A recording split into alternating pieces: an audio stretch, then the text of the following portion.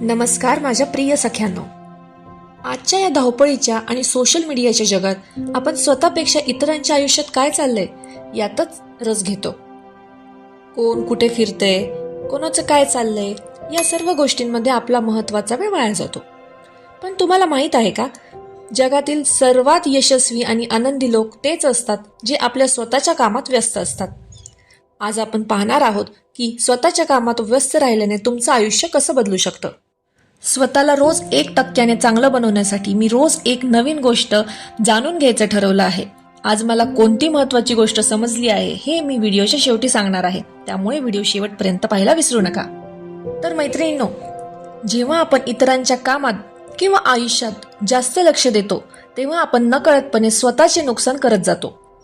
त्यामुळे काय होतं? पहिली गोष्ट, आपला वेळ वाया जातो.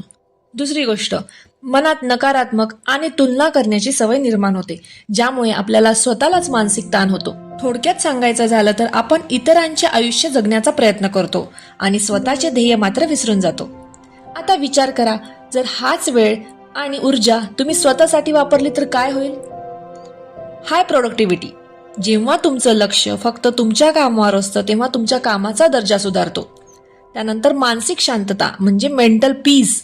कोणाचे काय चालले आहे याशी तुम्हाला काहीही घेणं देणं नसल्यामुळे तुमचे मन खूप शांत राहते. तिसरी गोष्ट म्हणजे स्वतःचा विकास होतो, सेल्फ ग्रोथ. तुम्ही नवीन कौशल्य शिकू शकता, आरोग्याकडे लक्ष देऊ शकता आणि स्वतःची स्वप्ने पूर्ण करू शकता.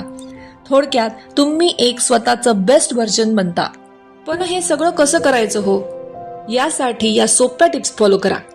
तुमचं ध्येय निश्चित करा. तुमच्या आयुष्यात काय ध्येय आहे हे लिहून काढा. जेव्हा तुमच्याकडे स्वतःचं लक्ष असतं तेव्हा तुमच्याकडे इतरांकडे पाहायला वेळही नसतो. दुसरी गोष्ट म्हणजे नाही म्हणायला शिका. ज्या गोष्टींमध्ये तुमचा फायदा नाही किंवा जिथे फक्त गॉसिप चालते तिथून तुम्ही लांब राहा. विनाकारण दुसऱ्याला चांगलं वाटण्यासाठी हो म्हणून द्यायचं आणि स्वतःला त्याचा त्रास झाला तरी आपण दुसऱ्यांचा विचार करून त्यांना होच म्हणायचं, असं शक्यतो तुम्ही करू नका. कधीतरी तुमच्या स्वतःचा सुद्धा तुम्ही विचार करा. स्वतःला अपग्रेड करा. रोज काहीतरी नवीन शिका, मग ते पुस्तक वाचन असो वा एखादा नवीन कोर्स असो. या गोष्टींची तुम्हाला आवड आहे, जसे की पियानो वाजवणे, ब्युटी पार्लरचा कोर्स लावणे, शिवण क्लासला जॉईन होणे.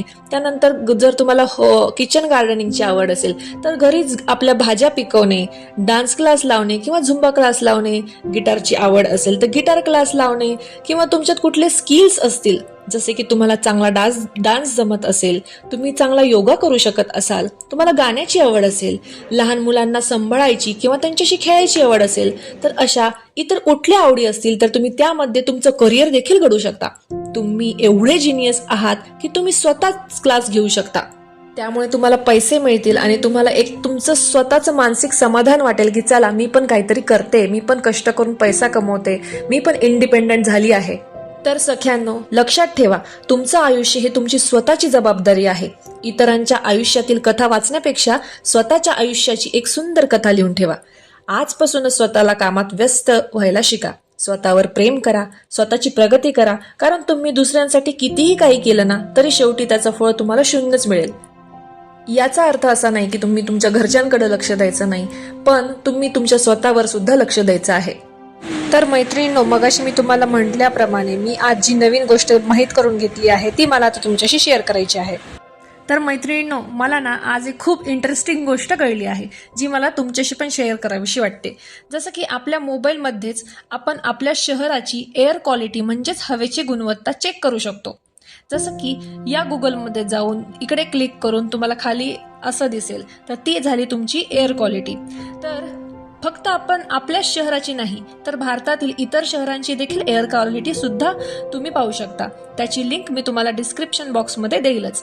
तर ग्रीन म्हणजे एकदम चांगली हवा, येलो म्हणजे मध्यम स्वरूपाची हवा आणि रेड म्हणजे खराब हवा आणि त्याची काळजी घेण्याची तुम्हाला गरज आहे.